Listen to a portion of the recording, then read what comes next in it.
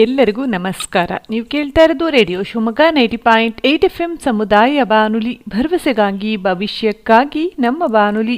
ಇದು ನಿಮ್ಮ ಜರ್ನಿ ನಮ್ಮ ಜೊತೆ ಕಾರ್ಯಕ್ರಮ. ನಾನು ಪವಿತ್ರ ದಿನೇಶ್. ಸ್ನೇಹಿತರೆ, ಮಲೆನಾಡಿನ ಹೆಬ್ಬಾಗಿಲು ಎಂದು ಕರೆಸಿಕೊಳ್ಳುವ ಶಿವಮೊಗ್ಗ ಭೌಗೋಳಿಕವಾಗಿ ಸಂಪದ್ಭರಿತವಾದ ಮತ್ತು ವಿಸ್ಮಯಗಳ ತವರೂರಾದ ಪಶ್ಚಿಮ ಘಟ್ಟದ ಸುಂದರ ರಮಣೀಯ ನಿಸರ್ಗದ ಮಡಿಲು. ಇದು ಐತಿಹಾಸಿಕ, ಸಾಹಿತ್ಯಿಕ ಮತ್ತು ಸಾಂಸ್ಕೃತಿಕವಾಗಿ ಅತ್ಯಂತ ಶ್ರೀಮಂತ ಹಿನ್ನೆಲೆಯುಳ್ಳ ನಮ್ಮ ಕರ್ನಾಟಕದ ಪ್ರಮುಖ ಜಿಲ್ಲೆಗಳಲ್ಲಿ ಶಿವಮೊಗ್ಗ ಕೂಡ ಒಂದು. ಇಲ್ಲಿ ಆಕಾಶದಲ್ಲಿ ಹೊಳೆಯುತ್ತಿರುವ ಸಪ್ತ ಋಷಿಗಳ ನಕ್ಷತ್ರ ಮಂಡಲದಂತೆ ನಮ್ಮ ಶಿವಮೊಗ್ಗ ಜಿಲ್ಲೆ ಶಿವಮೊಗ್ಗ, ಭದ್ರಾವತಿ, ಹೊಸನಗರ, ತೀರ್ಥಹಳ್ಳಿ, ಶಿಕಾರಿಪುರ, ಸೊರಬ ಮತ್ತು ಸಾಗರ ಎಂಬ 7 ತಾಲೂಕುಗಳನ್ನೊಳಗೊಂಡಿದ್ದು ಕರ್ನಾಟಕವೆಂಬ ಬಾನಿನಲ್ಲಿ ಸಪ್ತ ಋಷಿ ಮಂಡಲದಂತೆ ಮಿನುಗ್ತಾ ಇದೆ ಅಂತ ಹೇಳ್ಬೋದು. ಹೀಗೆ ಶಿವಮೊಗ್ಗ ಜಿಲ್ಲೆಯಲ್ಲಿ ಸಾಕಷ್ಟು ಪ್ರೇಕ್ಷಣೀಯ ಸ್ಥಳಗಳನ್ನ ಕೂಡ ನಾವು ನೋಡಬಹುದು. ಅದರಲ್ಲಿ ಶಿವಮೊಗ್ಗ ನಗರದಲ್ಲಿ ಇರುವಂತ ಒಂದು ನಿಸರ್ಗ ತಾಣದ ಬಗ್ಗೆ ನಾನು ನಿಮ್ಗೆ ಇವತ್ತು ಪರಿಚಯಿಸಬೇಕು ಅನ್ಕೊಂಡಿದ್ದೀನಿ ಸ್ನೇಹಿತರೆ. ಅದೇನಂದ್ರೆ ಶಿವಮೊಗ್ಗದಲ್ಲಿರುವಂತಹ ಈಶ್ವರಿ ವನ.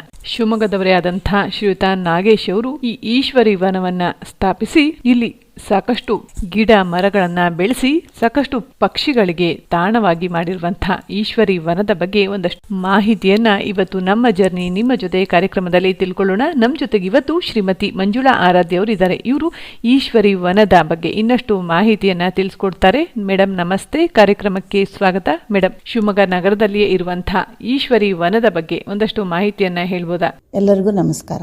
ಪ್ರಕೃತಿಯೇ ದೇವರು ಎಂಬ ಧ್ಯೇಯ ವಾಕ್ಯವನ್ನು ಹೊಂದಿರುವಂಥ ಪ್ರಕೃತಿಯಲ್ಲಿ ದೇವರನ್ನು ಕಾಣುವ, ಆರಾಧಿಸುವ ಪ್ರಕೃತಿಯ ಪರಮ ಭಕ್ತ ವಿ ನಾಗೇಶ್ ಅವರು ನಗರದಲ್ಲಿ 100 ಅಡಿ ರಸ್ತೆ ವಿನಾಯಕ ನಗರದಲ್ಲಿರುವ ನವ್ಯಶ್ರೀ ಕ್ಯಾಟ್ರಿಂಗ್ ಮತ್ತು ಅನ್ನಪೂರ್ಣ ಸಭಾಂಗಣ ಎಲ್ಲರಿಗೂ ಚಿರಪರಿಚಿತವಾದದ್ದು.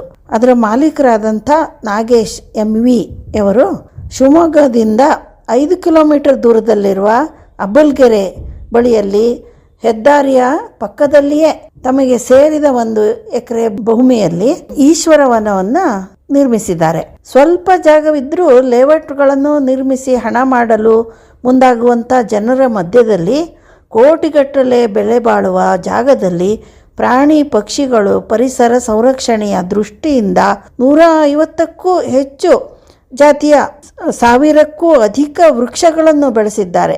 30ಕ್ಕೂ ಹೆಚ್ಚು ಔಷಧೀಯ ಸಸ್ಯಗಳು, 20ಕ್ಕೂ ಹೆಚ್ಚು ಹೂವಿನ ಸಸಿ, ಬಳ್ಳಿ, ದೇವವೃಕ್ಷಗಳನ್ನು ಬೆಳೆಸಿದ್ದಾರೆ. ಅತ್ತಿ, ಆಲ, ಅರಳೆ, ನಂದಿ, ಬೀಟೆ, ತೇಗ, ಮತ್ತಿ, ಹೊನ್ನೆ, ಶ್ರೀಗಂಧ, ಬೇವು, ಬಿಲ್ವಾರ ಮತ್ತು ಹಣ್ಣಿನ ಮರಗಳಾವು ಮಾವು, ಹಲಸು, ನೇರಳೆ, ರಾಮಫಲ, ಸೀತಾಫಲ, ಬೆಣ್ಣೆಹಣ್ಣು, ಹೂವಿನ ಗಿಡಗಳಾದ ಮಲ್ಲಿಗೆ, ಸಂಪಿಗೆ, ಮಂದಾರ, ಪಾರಿಜಾತ, ಸುರಗಿ ಇತ್ಯಾದಿಗಳು. ಪಶ್ಚಿಮ ಘಟ್ಟಗಳ ಸಾಲಿನಲ್ಲಿರುವ ಶೃಂಗೇರಿಯ ಸಮೀಪದ ಬೆಣ್ಣೆಗುಡ್ಡೆಯಲ್ಲಿ ಕಾಡಿನ ನಡುವೆಯೇ ಹುಟ್ಟಿ ಬೆಳೆದ ಇವರು ತಮ್ಮ ಮನೆಯ ಬಳಿ 1 ಎಕರೆ ಜಾಗದಲ್ಲಿ ತಂದೆ ನಿರ್ಮಿಸಿದ ವನದಿಂದ ಪ್ರೇರಿತರಾಗಿ ಅಂತಹದ್ದೇ ವಾತಾವರಣವನ್ನು ಶಿವಮೊಗ್ಗದಲ್ಲಿ ನಿರ್ಮಿಸಬೇಕೆಂಬ ಆಸೆ ಹೊಂದಿದ್ದರು. ಅವರು ಉದ್ಯೋಗವನ್ನು ಅರಸಿ ಶಿವಮೊಗ್ಗಕ್ಕೆ ಬಂದವರು. ಇಲ್ಲಿಯೂ ಕೂಡ ಕ್ಯಾಟರಿಂಗ್ನಲ್ಲಿ ತುಂಬ ದೊಡ್ಡ ಮಟ್ಟದಲ್ಲಿ ಮಾಡ್ತಾ ಅವರು ಬಂದಂಥ ಹಣದಿಂದ ಈ ಒಂದು ಪರಿಸರ ಸ್ನೇಹಿಯಾಗಿ ಕೆಲಸ ಮಾಡಿದ್ದಾರೆ. ಅವರು ಯಾರಿಂದಲೂ ಆರ್ಥಿಕ ಸಹಾಯವನ್ನು ಪಡೆಯದೆ ಈಶ್ವರ ವನವನ್ನು ನಿರ್ಮಿಸಿ ಬಹು ಕಾಳಜಿಯಿಂದ ನಿರ್ವಹಣೆ ಮಾಡಿ ಎಲ್ಲರಿಗೂ ಅನುಕೂಲವಾಗುವಂತೆ ಮಾಡಿದ್ದಾರೆ. ವಿವಿಧ ಉದ್ದೇಶಗಳಿಗಾಗಿ ಗಿಡ ಮರ ಕಾಡು ಕಡಿಯಲಾಗುತ್ತಿದೆ. ಈಗಿನ ದಿನಗಳಲ್ಲಿ ಮಾನವನ ದುರಾಸೆ ಇದಕ್ಕೆ ಕಾರಣ ಆಗಿದೆ. ಅಭಿವೃದ್ಧಿಯ ಹೆಸರಿನಲ್ಲಿ ಪರಿಸರ ನಾಶವಾಗುತ್ತಿದೆ. ಪರಿಸರದಿಂದ ಏನೆಲ್ಲ ಪಡೆದ ನಾವು ಪರಿಸರಕ್ಕಾಗಿ ಏನಾದರೂ ಮಾಡಬೇಕೆಂಬುದು ಅವರ ನಿಲುವು. ಭೂಮಿಯ ಮೇಲೆ ಹುಟ್ಟಿದ ಮನುಷ್ಯನಂತೆ ಪ್ರಾಣಿ ಪಕ್ಷಿ ಇತರ ಜೀವಿಗಳಿಗೂ ಬದುಕುವ ಹಕ್ಕಿದೆ. ಆದರೆ ಅವುಗಳಿಗೆ ಆಸರೆಯೇ ಇಲ್ಲದಾಗುತ್ತಿರುವ ಪರಿಸ್ಥಿತಿಯಲ್ಲಿ ಪ್ರಾಣಿ ಪಕ್ಷಿಗಳ ವಾಸ ಜೀವನಕ್ಕೆ ಅನುಕೂಲವಾಗುವಂತೆ ಈಶ್ವರವನ ರೂಪುಗೊಳ್ಳುವಲ್ಲಿ ನಾಗೇಶ್ ಅವರ ಕೆಲಸ ಬಹಳ ಅತ್ಯುನ್ನತವಾದದ್ದು. ಸಮೀಪದಲ್ಲಿ ತುಂಗಾ ನಾಲೆ ಇದ್ದು ಪಕ್ಷಿಗಳಿಗೆ ಸೂಕ್ತ ವಾತಾವರಣ ಕಲ್ಪಿಸಿದಂತಾಗಿದೆ. ನೀರಿಗಾಗಿ 2 ಬೋರ್ವೆಲ್ಗಳನ್ನು ಕೊರೆಸಿದ್ದು ಪ್ರತಿ ಮರಗಳಿಗೆ ನೀರು ಉಣಿಸಲು ಹನಿ ನೀರಾವರಿ ವ್ಯವಸ್ಥೆ ಮಾಡಲಾಗಿದೆ. ವನವು ಸಂಪೂರ್ಣ ಪ್ಲಾಸ್ಟಿಕ್ ಯುಕ್ತವಾಗಿದೆ. ಇದು ಬಹಳ ಅಪರೂಪ ಹಾಗೂ ಅಲ್ಲಿ ನೋಡಿದವ್ರಿಗೆ ಗೊತ್ತಾಗುತ್ತೆ ಅದರದ್ದು ಸೌಂದರ್ಯ ಹೇಗಿದೆ ಅಂತ. ಶಿವಮೊಗ್ಗದಿಂದ ಶಿಕಾರಿಪುರ ರಸ್ತೆಯ ಮಾರ್ಗದಲ್ಲಿ ಅಬ್ಬಲ್ಗೆರೆಯ ಸಮೀಪದಲ್ಲೇ ಇರುವಂಥ ಈಶ್ವರಿ ವನದ ಬಗ್ಗೆ ಮಾಹಿತಿಯನ್ನು ಹೇಳಿದ್ರು. ಈ ಈಶ್ವರಿ ವನವನ್ನ ಶಿವಮೊಗ್ಗದವರೇ ಆದಂಥ MV ನಾಗೇಶ್ ಅವರು ತಮ್ಮ ತಂದೆಯವರ ಪರಿಸರ ಪ್ರೇಮದಿಂದ ಪ್ರೇರಣೆಗೊಂಡು ತಾವು ಕೂಡ ಪರಿಸರ ಸಂರಕ್ಷಣೆ ಮಾಡಬೇಕು, ಪರಿಸರಕ್ಕೆ ತಮ್ಮದೇ ಆದಂತಹ ಏನಾದರೂ ಕೊಡುಗೆಯನ್ನ ನೀಡಬೇಕು ಎಂಬ ಉದ್ದೇಶದಿಂದ ಅವರ 1 ಎಕರೆ ಭೂಮಿಯಲ್ಲಿ ಪರಿಸರಕ್ಕೆ ಸಂಬಂಧಿಸಿದಂತೆ 100 ಜಾತಿಯ 1000ಕ್ಕೂ ಹೆಚ್ಚು ಮರಗಳನ್ನ ನೆಟ್ಟು ಅಲ್ಲಿ ಪ್ರಾಣಿ ಪಕ್ಷಿಗಳಿಗೆ ಆಶ್ರಯ ತಾಣವನ್ನಾಗಿ ಮಾಡಿರುವಂತಹ ವಿಚಾರವನ್ನ ಮಂಜುಳಾ ಆರಾಧ್ಯ ಅವರು ತಿಳಿಸಿದ್ರು. ನಂತರದಲ್ಲಿ ಕೂಡ ಇನ್ನಷ್ಟು ವಿಚಾರಗಳನ್ನ ಹೇಳ್ತಾರೆ. ಮತ್ತೊಮ್ಮೆ ನಿಮ್ಮ ಜರ್ನಿ ನಮ್ಮ ಜೊತೆ ಕಾರ್ಯಕ್ರಮಕ್ಕೆ ಸ್ವಾಗತ. ನೀವು ಕೇಳ್ತಾ ಇರೋದು ರೇಡಿಯೋ ಶಿವಮೊಗ್ಗ 90.8 FM ಸಮುದಾಯ ಬಾನುಲಿ, ಭರವಸೆಗಾಗಿ ಭವಿಷ್ಯಕ್ಕಾಗಿ ನಮ್ಮ ಬಾನುಲಿ. ಇದು ನಿಮ್ಮ ಜರ್ನಿ ನಮ್ಮ ಜೊತೆ ಕಾರ್ಯಕ್ರಮ. ನಾನು ಪವಿತ್ರ ದಿನೇಶ್. ಇದುವರೆಗೆ ಶಿವಮೊಗ್ಗದ ಶಿಕಾರಿಪುರ ಮಾರ್ಗವಾಗಿ ಚಲಿಸುವಾಗ ಸಿಗುವಂತಹ ಅಬ್ಬಲ್ಗೆರೆಯ ಬಳಿ ಇರುವ ಈಶ್ವರ ವನದ ಬಗ್ಗೆ ಮಾಹಿತಿಯನ್ನ ಮಂಜುಳಾ ಆರಾಧ್ಯ ಅವರು ಹೇಳ್ತಾ ಇದ್ರು. ಈ ಈಶ್ವರ ವನವನ್ನ ಶಿವಮೊಗ್ಗದವರೇ ಆದಂತಹ MV ನಾಗೇಶ್ ಅವರು ಪ್ರಕೃತಿಗೆ ತಮ್ಮದೇ ಆದಂತಹ ಒಂದು ಅಳಿಲು ಸೇವೆಯನ್ನ ಸಲ್ಲಿಸುವ ದೃಷ್ಟಿಯಿಂದ ಈಶ್ವರ ವನವನ್ನ ಸ್ಥಾಪಿಸಿ ಅಲ್ಲಿ 100 ಜಾತಿಯ 1000 ಗಿಡಗಳನ್ನ ನೆಟ್ಟು ಪೋಷಿಸ್ತಾ ಇದ್ದಾರೆ. ಹಾಗೆ 100 ಮರಗಳು ಕೂಡ ಅಲ್ಲಿದೆ. ನೈಸರ್ಗಿಕ ಕಾಡನ್ನ ನಿರ್ಮಿಸುವ ಮೂಲಕ ಅಲ್ಲಿ ಸಾಕಷ್ಟು ಪ್ರಾಣಿಗಳಿಗೆ, ಪಕ್ಷಿಗಳಿಗೆ ಆಶ್ರಯ ತಾಣವನ್ನ ಮಾಡಿಕೊಟ್ಟಿರುವಂತಹ ಈಶ್ವರ ವನದ ಬಗ್ಗೆ ಮಂಜುಳಾ ಆರಾಧ್ಯವರು ಮಾಹಿತಿಯನ್ನ ಹೇಳ್ತಾ ಇದ್ರು. ಈಗ ಇನ್ನಷ್ಟು ವಿಚಾರಗಳನ್ನು ಹೇಳ್ತಾರೆ, ಕೇಳೋಣ ಬನ್ನಿ. ಅಲ್ಲಿ ಒಂದು ಈಶ್ವರನ ದೇವಾಲಯ ಕೂಡ ಇದೆ. ಅದ್ರ ಬಗ್ಗೆ ದೇವಾಲಯದ ಬಗ್ಗೆ ಹೇಳಬೇಕು ಅಂದರೆ, ದೇವಾಲಯ ನಿರ್ಮಿಸಿದ್ದು ಅದು ಕಾಂಕ್ರೀಟ್ ಮುಕ್ತವಾಗಿದೆ. ಗಂಟೆಯನ್ನು ಅಳವಡಿಸಿದರೆ ಅದರ ಸದ್ದಿಗೆ ಪಕ್ಷಿಗಳು ತೊಂದರೆ ಆಗುತ್ತೆ, ಗಲಾಟೆ ಆಗುತ್ತೆ ಅಂಥೇಳಿ ಗಂಟೆಯನ್ನೇ ಇಟ್ಟಿಲ್ಲ ಅವರು. ಹುಂಡಿಯನ್ನು ಇಟ್ಟರೆ ವ್ಯಾಪಾರದಂತಾಗುತ್ತದೆ ಅಂಥೇಳಿ ಆ ಹುಂಡಿ ಕೂಡ ಇಟ್ಟಿಲ್ಲ. ಅವೆರಡರನ್ನು ದೇವಾಲಯದಲ್ಲಿ ಇರಿಸಿಲ್ಲ. ಪೂಜಾರಿಯನ್ನು ನೇಮಿಸಿಲ್ಲ.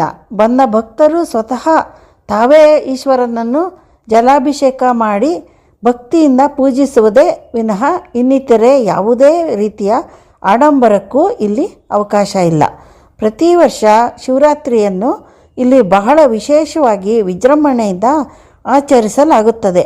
ಬೆಳಗ್ಗೆಯಿಂದ ನಿರಂತರವಾಗಿ ಹಾಡು, ಭಜನೆ, ಶಿವನಾಮಸ್ಮರಣೆ ಸಾಂಗವಾಗಿ ನಡೆಯುತ್ತಲೇ ಇರುತ್ತದೆ. ಬಂದವರೆಲ್ಲರಿಗೂ ಪ್ರಸಾದ ವಿತರಣೆ ಆಗುತ್ತೆ.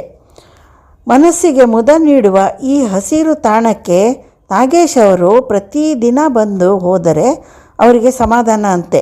ಪ್ರತಿ ಮಂಗಳವಾರ ಈಶ್ವರನಿಗೆ ವಿಶೇಷ ಪೂಜೆ ಸಲ್ಲಿಸುವ ಸಂಪ್ರದಾಯ ಇಲ್ಲಿನ ಪೀಳಿಗೆಗೆ ಭವಿಷ್ಯತ್ತಿನ ತಮ್ಮ ಉಳಿವಿಗಾಗಿ ಪರಿಸರ ಸಂರಕ್ಷಣೆ ಮಹತ್ವ, ಪಶ್ಚಿಮ ಘಟ್ಟಗಳ ಉಳಿವಿನ ಬಗ್ಗೆ ಅರಿವು ಮೂಡಿಸುವ ಸಲುವಾಗಿ ನಗರದ ಹೈಸ್ಕೂಲ್ ವಿದ್ಯಾರ್ಥಿಗಳನ್ನು ಈಶ್ವರವನಕ್ಕೆ ಕರೆಯಿಸಿ ಅಲ್ಲಿರುವ ಗಿಡ ಮರಗಳ ಪರಿಚಯವನ್ನು ಸ್ವತಃ ನಾಗೇಶ್ ಅವರೇ ಮಾಡುತ್ತಾರೆ. ನೇರ ಪ್ರಾತ್ಯಕ್ಷತೆ ಮೂಲಕ ಜಾಗೃತಿ ಮೂಡಿಸುತ್ತಿದ್ದಾರೆ. ಈಶ್ವರವನದ ಗಿಡಗಳಿಗೆ ನವ್ಯಶ್ರೀ ಗೋಶಾಲೆಯಲ್ಲಿ ಸಿಗುವ ನೈಸರ್ಗಿಕ ಗೊಬ್ಬರ ಹಾಕಲಾಗುತ್ತದೆ. ಶಿವಮೊಗ್ಗ ನಗರದ ಕಿರೀಟಪ್ರಾಯವಾದ ನಗರದ ಜನತೆಗೆ ಉತ್ತಮ ವಾತಾವರಣ, ಆಮ್ಲಜನಕ ಪೂರೈಸುವ 3 ಕೆರೆಗಳ ಜಲಮೂಲವಾಗಿರುವ ಜೀವ ವೈವಿಧ್ಯತೆಯ ತಾಣವಾಗಿರುವ ರಾಗಿಗುಡ್ಡ ಅದಕ್ಕೆ ಹತ್ತಿರವಾಗಿದೆ. ಆ ಅಭಿಯಾನದಲ್ಲೂ ಕೂಡ ನಾಗೇಶ್ ಅವರು ಪಾತ್ರವಹಿಸಿ ಪರಿಸರ ಪ್ರೇಮಿಗಳ ಸಮಾನ ಮನಸ್ಕರು ಆಗಿ ಅನೇಕ ಸಂಘ ಸಂಸ್ಥೆಗಳನ್ನು ಕಟ್ಟಿಕೊಂಡು ನಿರ್ಮಲ ತುಂಗ ಅಭಿಯಾನ ಈ ರೀತಿ ಸಾಮಾಜಿಕ ಕೆಲಸಗಳನ್ನು ಹಾಗೂ ಪರಿಸರ ಉಳಿಸುವುದಕ್ಕಾಗಿ ಅನೇಕ ಕಾರ್ಯಗಳನ್ನು ಮಾಡುತ್ತಾ ಬಂದಿದ್ದಾರೆ. ಈಶ್ವರವನದ ಸಮೀಪದಲ್ಲಿ ಇನ್ನೂ 1 ಎಕರೆ ಜಮೀನಿನಲ್ಲಿ ಇದನ್ನು ಹೆಚ್ಚು ಮಾಡಬೇಕು ಅಂತ ಒಂದು ಆಸೆಯನ್ನು ಇಟ್ಕೊಂಡಿದ್ದಾರೆ. ಈಶ್ವರವನದ ಬಗ್ಗೆ ಇಷ್ಟು ವಿಚಾರಗಳಾದರೆ ಪರಿಸರದ ಬಗ್ಗೆ ಕಾಳಜಿ ಇರುವಂಥವರು ಈಶ್ವರವನದ ಚಾರಿಟೇಬಲ್ ಟ್ರಸ್ಟ್ ಅಂತ ಇದ್ದು ಸೇವೆ ಮಾಡಬೇಕು ಅನ್ನೋರು, ಅದಕ್ಕೆ ಕೈ ಜೋಡಿಸ್ಬೇಕು ಅನ್ನೋರು ಅದಕ್ಕೆ ಕೂಡ ಸೇರಿಕೊಂಡು ತನುಮನ ಧನವನ್ನು ಸೇವೆ ಮಾಡಿ ಅವರ ಆಸೆಯನ್ನು ತೀರಿಸ್ಕೋಬಹುದು. ನಾಗೇಶ್ ಅವರು ಈಶ್ವರವನದ ಚಾರಿಟೇಬಲ್ ಟ್ರಸ್ಟ್, ವಿನಾಯಕ ನಗರ, ಶಿವಮೊಗ್ಗ, ಇಲ್ಲಿ ಅವ್ರದ್ದು ಟ್ರಸ್ಟ್ ಇದೆ ಅನ್ನೋದನ್ನ ನಾನು ಹೇಳ್ತಾ ಇದ್ದೀನಿ. ಹೀಗೆ ಪರಿಸರ ಪ್ರೇಮಿ ಆಗಿ ನಾಗೇಶ್ ಅವರು ನಮ್ಮ ಶಿವಮೊಗ್ಗಕ್ಕೆ ತುಂಬಾ ಹತ್ತಿರದಲ್ಲಿ ಇರುವಂತ ಒಂದು ಈಶ್ವರವನಕ್ಕೆ ಹೋಗಿ ನೋಡುವಂತ ಕಾರ್ಯವನ್ನು ಪ್ರತಿಯೊಬ್ಬರು ಮಾಡಬೇಕು. ಅಲ್ಲಿ ತರತರದ ಮರಗಳು, ಪಕ್ಷಿಗಳು, ದೇವಸ್ಥಾನ ಎಲ್ಲವನ್ನೂ ಸಿಗುತ್ತೆ. ನಮ್ಮ ಮನಸ್ಸಿಗೆ ಶಾಂತಿ ಸಿಗುತ್ತೆ. ಆ ಥರದ ಒಂದು ಸ್ಥಳ ನಮ್ಮ ಶಿವಮೊಗ್ಗಕ್ಕೆ ಹತ್ತಿರದಲ್ಲಿದೆ ಅನ್ನೋದು ಅಂತ ಹೇಳೋದ್ರಲ್ಲೇ ನಮಗೆ ತುಂಬಾ ಖುಷಿ ಆಗ್ತಾ ಇದೆ ಅಂತ ಹೇಳ್ತಾ, ಈ ಒಂದು ಅವಕಾಶ ಕೊಟ್ಟಂತ ಪವಿತ್ರ ದಿನೇಶ್ ಅವರಿಗೆ ಹಾಗೂ FM ರೇಡಿಯೋ ಶಿವಮೊಗ್ಗ ತಂಡದವರಿಗೆ ನನ್ನ ಅನಂತ ಧನ್ಯವಾದಗಳನ್ನ ತಿಳಿಸ್ತೇನೆ. Thank you. ನಿಮಗೂ ಸಹ ಧನ್ಯವಾದಗಳು ಮೇಡಮ್. ಪ್ರೇಕ್ಷಣೀಯ ಸ್ಥಳವಾಗಿರುವಂತಹ ಈ ಈಶ್ವರ ವನದ ಬಗ್ಗೆ ಸಾಕಷ್ಟು ವಿಚಾರಗಳನ್ನ ತಿಳಿಸಿದ್ರಿ. ನಿಮ್ಗೆ ನಮ್ಮ ರೇಡಿಯೋ ಶಿವಮೊಗ್ಗದ ಪರವಾಗಿ ಧನ್ಯವಾದಗಳನ್ನ ಹೇಳ್ತಾ, ನಂತರದಲ್ಲಿ ಕೂಡ ಇನ್ನಷ್ಟು ವಿಚಾರಗಳನ್ನ ಮತ್ತೊಮ್ಮೆ ನಿಮ್ಮ ಜರ್ನಿ ನಮ್ಮ ಜೊತೆ ಕಾರ್ಯಕ್ರಮಕ್ಕೆ ಪ್ರೀತಿಯ ಸ್ವಾಗತ. ನೀವು ಕೇಳ್ತಾ ಇರೋದು ರೇಡಿಯೋ ಶಿವಮೊಗ್ಗ 90.8 FM ಸಮುದಾಯ ಬಾನುಲಿ, ಭರವಸೆಗಾಗಿ ಭವಿಷ್ಯಕ್ಕಾಗಿ ನಮ್ಮ ಬಾನುಲಿ. ಇದು ನಿಮ್ಮ ಜರ್ನಿ ನಮ್ಮ ಜೊತೆ ಕಾರ್ಯಕ್ರಮ. ನಾನು ಪವಿತ್ರ ದಿನೇಶ್. ಶಿವಮೊಗ್ಗ ಅಂದ್ರೇನೆ ಅದು ಮಲೆನಾಡು, ಹಸಿರು ಸಸ್ಯ ಸಂಕುಲಗಳ ನೆಲೆ ಅಂತೆಲ್ಲ ಹೇಳ್ತೀವಿ. ಆದ್ರೆ ದಿನ ಕಳೆದಂತೆಲ್ಲ ನಮ್ಮ ಹಸಿರಿನ ಹೆಬ್ಬಾಗಿಲು, ಸಸ್ಯ ಸಂಕುಲದ ಬೀಡಾದಂತಹ ಶಿವಮೊಗ್ಗ ಕೂಡ ಕಾಂಕ್ರೀಟ್ ನಾಡಾಗ್ತಾ ಇದೆ. ಅಭಿವೃದ್ಧಿಯ ಹೆಸರಲ್ಲಿ ಕಾಡು ಕಡಿಮೆ ಆಗ್ತಿದೆ, ನಾಡು ಬೆಳೀತಾ ಇದೆ. ಆದ್ರೆ ಇಂತಹ ಪರಿಸ್ಥಿತಿಯಲ್ಲಿ ಹಸಿರನ್ನ ಉಳಿಸಬೇಕು ಎಂದು ಪಣ ತೊಟ್ಟು ತಮ್ಮ 1 ಎಕರೆ ಜಮೀನಿನಲ್ಲಿ ಪುಟ್ಟ ಕಾಡನ್ನ ಸೃಷ್ಟಿಸಿರುವಂತಹ MV ನಾಗೇಶ್ ಅವರು ಸುಮಾರು 300 ವಿವಿಧ ಪ್ರಭೇದದ ಮರಗಿಡಗಳಿಗೆ, ನೈಸರ್ಗಿಕವಾಗಿ ಮನುಷ್ಯನ ಆರೈಕೆಗೆ ಸಹಕಾರಿಯಾಗುವ ಅನೇಕ ಆಯುರ್ವೇದ ಸಸ್ಯಗಳನ್ನ ಇಲ್ಲಿ ಬೆಳೆಸಿದ್ದಾರೆ. ಈ ಕಾಡಿನಲ್ಲಿ ಅಪರೂಪದ ಗಿಡ ಮರಗಳ ಸಂಗ್ರಹ ಕೂಡ ಇದೆ.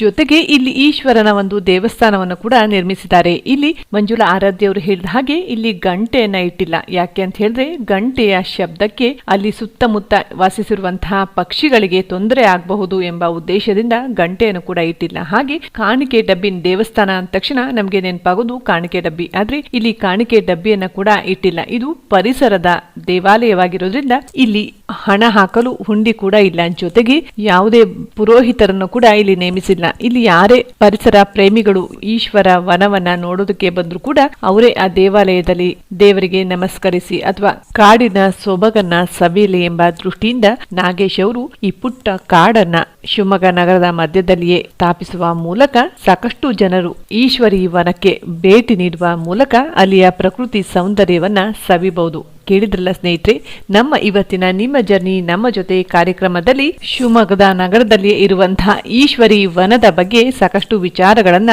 ಮಂಜುಳಾ ಆರಾಧ್ಯ ಅವರು ತಿಳಿಸಿದ್ರು. ಹಾಗೆ ನಿಸರ್ಗದತ್ತವಾಗಿ ನಿರ್ಮಿಸಿರುವಂತಹ ಈ ಪುಟ್ಟ ಕಾಡು ಈಶ್ವರ ವನಕ್ಕೆ ಒಮ್ಮೆ ಎಲ್ಲರೂ ಭೇಟಿ ನೀಡಿ ಅಲ್ಲಿಯ ಪ್ರಕೃತಿ ಸೌಂದರ್ಯವನ್ನ ಕಣ್ತುಂಬಿಕೊಳ್ಳೋದಕ್ಕೆ ಒಂದು ಸುವರ್ಣ ಅವಕಾಶ ಅಂತಾನೆ ಹೇಳ್ತಾ ಇವತ್ತಿನ ಕಾರ್ಯಕ್ರಮವನ್ನ ಮುಗಿಸುವಂತಹ ಸಮಯ ಆಯ್ತು. ಹೇಳ್ತಾ ಇರಿ ರೇಡಿಯೋ ಶಿವಮೊಗ್ಗ 90.8 FM ಸಮುದಾಯ ಬಾನುಲಿ, ಭರವಸೆಗಾಗಿ ಭವಿಷ್ಯಕ್ಕಾಗಿ ನಮ್ಮ ಬಾನುಲಿ.